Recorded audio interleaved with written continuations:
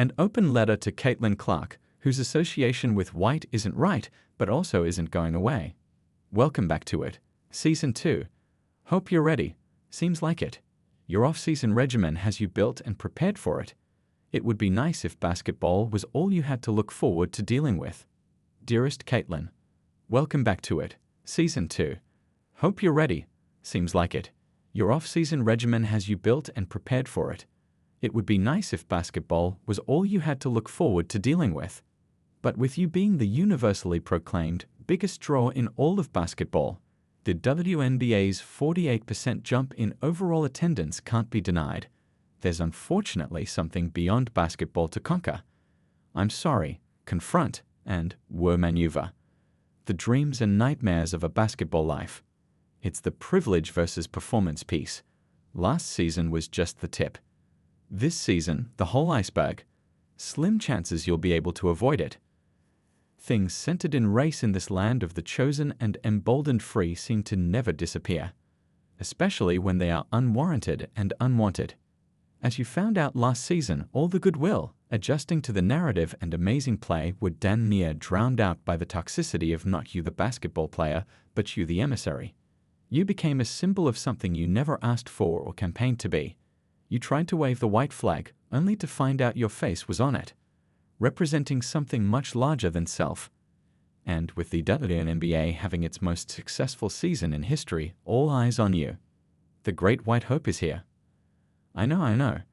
While I'm sure you subliminally heard it often last season, you, more than anything and anyone, unnecessarily felt it with every step and step back you took. And all you did was come here to hoop. It ain't fair, we know. But in this particular American sport, this comes with the territory. Some will call it a lane. To me, it's much bigger than that. In a sport that has been desperately looking for its Tom Brady for more than 50 years, you came along at the perfect time and were the perfect storm. Everything the game needed, everything the WNBA needed, everything the US needed. They'd been waiting for you. At a time when a white American male is going to be taken at no. One in the NBA draft for the first time since Kent Benson in 1977, following the WNBA's selection of a white American prodigy at no.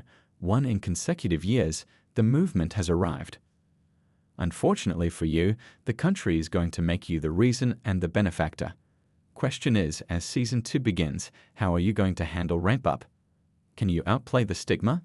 Because the stigma, let's get this out of the way, is unfair. Not to society, not to us, but to the one who found herself in the center of it. You are the departure. All we're supposed to be. Born to be. Sent to be. It's a lot to put on your 23-year-old, now muscled-up shoulders.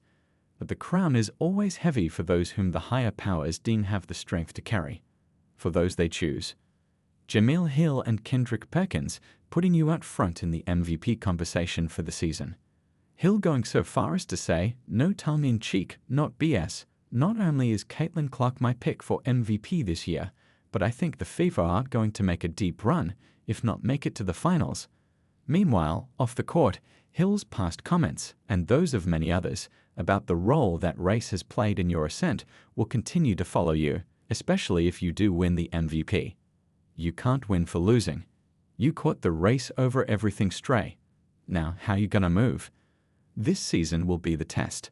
I just wanted to make sure someone told you, or reminded, not sure, that for Caitlin from downtown, life will no longer be just about basketball. Generationally, there's always been this dynamic in basketball. Oscar Robertson / Jerry West, Pistol Pete Maravich / Earl the Pearl Monroe, Duke / UNLV, Magic / Bird. Now it's your turn. Angel Reese, Ija Wilson and Juju Watkins riding shotgun. The separate but unequal part is going to be more of a problem for you than for them. You, fully knowing the power you now yield, may want to remain just a part of the conversation, not DAE conversation, which your parishioners won't allow. This season, the cheers will get louder, the boos less. The court of public opinion more doji than supreme. Now, Caitlin, the hard part begins. Intro 2.0 of you navigating your way.